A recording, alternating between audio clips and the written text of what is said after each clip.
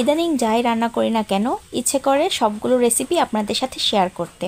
আসসালামু আলাইকুম। আজকে আপনাদের সাথে আমার খুব পছন্দের বাইম মাছের একটা রেসিপি শেয়ার করব। রেসিপিটা একদমই সহজ কিন্তু খেতে অসাধারণ। প্রথমে কড়াইতে তেল দিয়ে নিচ্ছি, অ্যান্ড তেলটা যখন গরম হয়ে আসবে তখন এতে ছেড়ে দিচ্ছি দুটো তেজপাতা। এরপর দিয়ে দিচ্ছি পেঁয়াজ কুচি। পেঁয়াজটা আমি একদম ভাজবো না, একটু নেতিয়ে আসলে তার মধ্যে আমি দিয়ে দিচ্ছি কিউব করে কেটে রাখা আলু। এবার পেঁয়াজটা যতক্ষণ না একটু লালচে হয়ে আসে ততক্ষণ আমি আলুটাকে পেঁয়াজের সাথে তেলের মধ্যে ভেজে নিচ্ছি।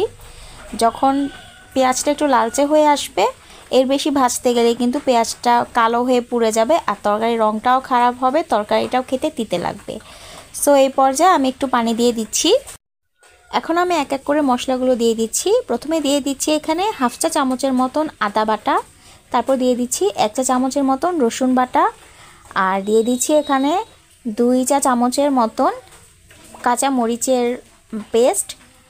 আর আমার বাসায় টমেটো নেই, সো এখানে টমেটো কুচি দিলে ভালো হতো। সো যেহেতু টমেটো নেই আমি দিয়ে দিচ্ছি এখানে টমেটো সস। সো 2 টেবিল চামচ পরিমাণ টমেটো সস দিয়ে দিব। এবার একটু এইটাকে নেড়ে চেড়ে এর মধ্যে এখন আমি শুকনো মশলাগুলো দিয়ে দিচ্ছি আমি এখানে প্রায় 1 চা চামচের মতন হলুদ, তারপর দিয়ে দিচ্ছি একটু শুকনো মরিচের গুঁড়ো, আর সাথে দিয়ে দিচ্ছি 1 চা চামচের মতন জিরে গুঁড়ো। এ পর্যায়ে আমি সামান্য লবণ দিয়ে দিচ্ছি। সবগুলো মশলা দিয়ে দেওয়ার পর আবারও আমি একটু পানি দিয়ে প্রায় আরও 2-3 বার কষিয়ে নিব। 2-3 বার কষানোর পর যখন তরকারির তেলটা এরকম উপরে চলে আসবে তখন এই পর্যায়ে আমি দিয়ে দিচ্ছি বাইম মাছ।